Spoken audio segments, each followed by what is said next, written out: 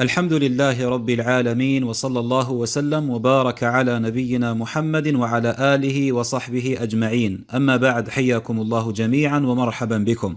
بشر المقنع ذو المنقار الخشبي متابعيه بأنه سينشر حلقة بعنوان مصيبة زواج عمر من أم كلثوم، فاستبشر القطيع خيرا، وأخيرا قام المقنع ذو المنقار بطرح موضوع انتظره الكثيرون، بل بعضهم تحمس وتهور زيادة وظن أن المقنع سيفند أدلة هذا الزواج وسينفيه من كتب الشيعة، لكن وللأسف المقنع ذو المنقار خيب آمال متابعيه. زواج عمر من أم كلثوم بنت الإمام علي عليه السلام. كثير ما نسمع أهل السقيفة يرددون هذا الكلام وكأنه نصر انتصروا به على الشيعة، ويقولون للشيعة كيف يزوج الإمام علي عليه السلام ابنته لعمر وعمر هجم عليه وهدده إلى آخره. وأنا أقول هذا الإشكال والسؤال منطقي، لماذا تجيبون؟ لماذا تستغربون هذا الإشكال؟ عجيب، كيف يزوج ابنته وهو فعل به كل هذا؟ تعبت يا إخوان. عمر جدي لا يمزح، والله يحرق على رؤوسهم البيت. كيف أهل السقيفة يزوج علي ابنته لعمر وهو هجم على زوجته في بيتها وهددها بحرق بيتها؟ أجيبوا يا وهابية. نعم، كيف يزوج علي ابنته لعمر؟ أجيبوا. ستقول الحديث ضعيف، لا الحديث صحيح رغم أنوفكم، وعلماءكم الكبار قالوا أن هذا الحديث صحيح لا غبار عليه، وبينت سنده في كثير من الحلقات. لدي أن أعيد، ما هو جوابكم يا وهابية؟ أين هي قوة وشجاعة علي عندكم؟ كيف يزوج ابنته لرجل جاء يهدد بحرق بيته مع زوجته وأبنائه؟ هل فقط هدده بحرق البيت؟ لا، بل أكثر من ذلك. عندما أبى أن يبايع جروه إلى البيعة مكره، فجاءوا به. ما معنى فجاءوا به؟ يعني جاءوا به مكره. هناك فرق بين فجاء معهم وبين فجاءوا به. عندما أبى الإمام علي عليه السلام أن يخرج للبيعة، جاء عمر مع العصابة الإرهابية وفي يدهم أقراص من نار كما بينت في حلقات سابقة. جاءوا إلى البيت ليجروه إلى البيعة، فأبى أن يبايع، فأمر أبو بكر عمر أن يأتوا به مكرها. شاهدوا. وبعد هذا المقطع علق الكثيرون من متابعيه بأنهم ما فهموا شيئا وأنهم داخوا وضاعوا.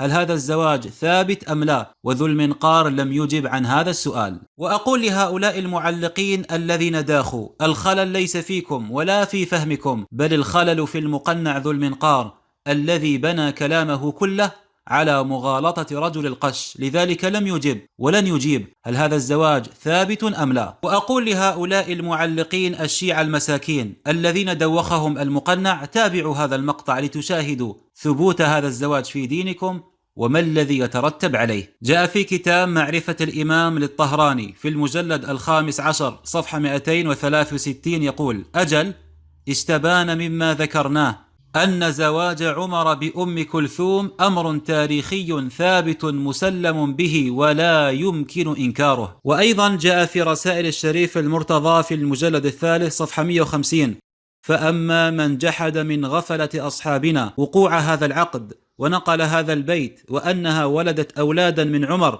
معلوم مشهور ولا يجوز أن يدفعه إلا جاهل أو معاند. إذن فمنكر هذا الزواج إما أن يكون جاهلا فهذا يعلم مثل القطيع المتابع للمقنع، وإما أن يكون معاندا فهذا لا حيلة معه. ولما كان هذا الزواج أمرا ثابتا مسلما به لا يدفعه إلا جاهل أو معاند، اخترعوا رواية عجيبة ونسبوها إلى الإمام جعفر الصادق أنه قال: ذلك فرج غصبناه ولا حول ولا قوة إلا بالله. في نفس الوقت هنالك روايات أخرى لما يسأل الإمام عليه السلام عن قصة زواج أم كلثوم بعمر فيقول: ذلك فرج قد غصبناه. زين؟ فالمسألة دارت بين حفظ الإمامة، أن الإمام هل يجب عليه أن يحفظ الإمامة أو يحفظ بنته. حفظ الإمامة أولى لأنها متعلقة بمصالح الدين، فلذلك الإمام رضخ مكره. ولهذا روي عن الصادق سلام الله عليه أنه قال: ذلك فرج غصبناه. قال: ذلك فرج غصبناه. ذلك فرج غصبناه. خطب عمر أم كلثوم من علي، هدده واعتذر علي، هدده مرة أخرى وجعل يعاود ويكرر إلى أن أوكل علي الأمر إلى العباس، وكان فرج غصب من أهل البيت.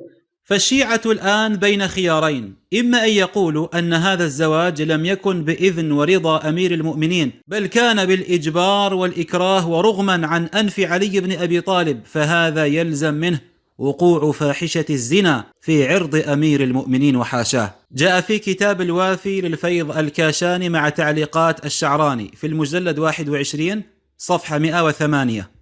يقول الشعراني: وذكر بعض مشاهير أهل الحديث، لا أحب ذكر اسمه، شيئا أفحش وأشنع مما روي في هذا الخبر، وهو إن نكاح أم كلثوم لم يكن صحيحا في ظاهر الشرع أيضا، ولكنه وقع للتقية والاضطرار، فإن كثيرا من المحرمات تنقلب عند الضرورة أحكامها، إلى آخر ما قال. وأنا لا أرضى بأن أنسب الزنا إلى ذرية رسول الله صلى الله عليه وآله، لا للتقية ولا للضرورة، وإن لزم منه كفر جميع المسلمين وإيمان جميع الكفار. إلى أن يقول في الصفحة التي بعدها: فإن ثبت أنه أنكح أم كلثوم لعمر دل فعله على جوازه، ولا أستطيع أن أقول رضي عليه السلام بأن يسلم ابنته للزنا تقية واضطرارا. إذن فكل من يقول أن هذا الزواج قد وقع تقية وإجبارا وإكراها رغم أنف علي بن أبي طالب ودون إذنه ورضاه، يلزم منه وقوع فاحشة الزنا في عرضه رضي الله عنه وحاشاه. الخيار الثاني للشيعة حتى يسلموا من هذا الطعن في عرض أمير المؤمنين أن يقولوا أن هذا الزواج كان بإذنه ورضاه، كما قال صاحب كتاب المجد في أنساب الطالبيين لعلي بن محمد العلوي النسابة صفحة 199: والمعول